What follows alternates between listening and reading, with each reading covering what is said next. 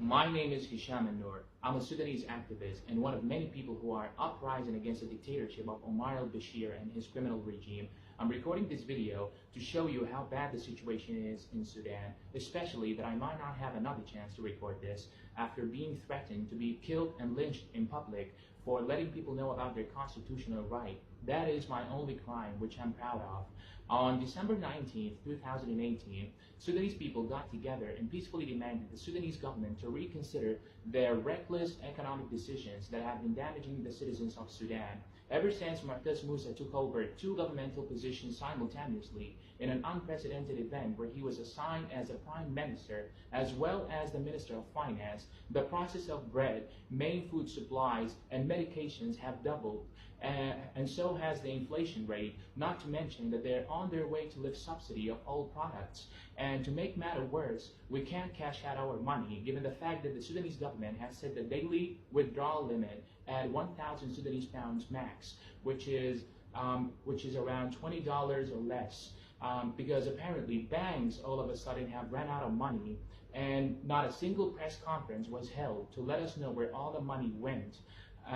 So for the reasons mentioned, Sudanese people could no longer bear the excessive everyday life struggles, and economists anticipated imminent famine and a financial crisis, and so was the case indeed. I mean, the inflation rate has gone up so high that the Sudanese government has recently printed new banknotes of hundreds and 200s with no regards to the aftermath of going into such risky procedure.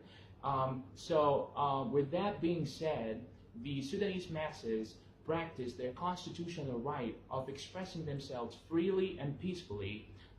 We're currently having full doctors and pharmacists strike. Lawyers, engineers, and respectable professors also demonstrated against the government for the miserable situations they put us in.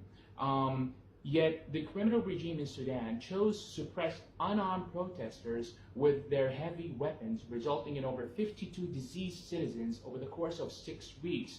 Most of them are only boys under the age of 24, let alone the hundreds of detainees of both genders whose backs were extremely injured by cruel whipping. Two boys lost their hands. A young man and a woman lost their right eye. A doctor was shot 14 times for treating injured protesters. A teacher was tortured to death by sticking a metal object of 52 centimeters long up his bottom, and to top it off, he was brutally beaten until his kidneys totally stopped functioning. I personally cannot leave my house. I can't meet my friends. I can't even get together with my family. I can't practice my constitutional right. I can't even pray in the mosque. I'm really worried about my own safety. My aunt was pulled over by a woman that works for the government who threatened her to have her 3 children killed if she doesn't give me away. And she's only given 1 week to do so.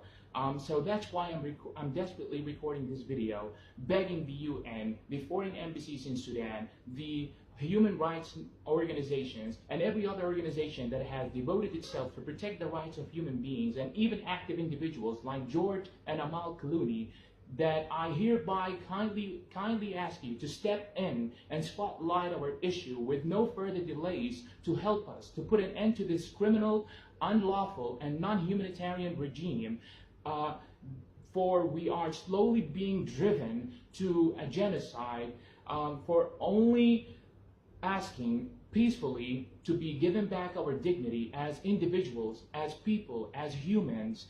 I also urge Al Jazeera, CNN, BBC, Fox News, DW, Al Arabiya, Al-Sharq, NBC, the New York Times to fulfill the professional standards and ethics of journalism and media, to reach out to the rest of the world, holding up our voices, the masses' voices that you swore to protect, foster, and deliver, so we can make the world better, more civilized, safer, and dictators-free. We have another march coming up on Thursday, February 7th, which is tomorrow. It's located at the Arabic Market at 1 o'clock. Help us not to get killed in the streets. And to my people, tasgud bas, and that is all, it must fall.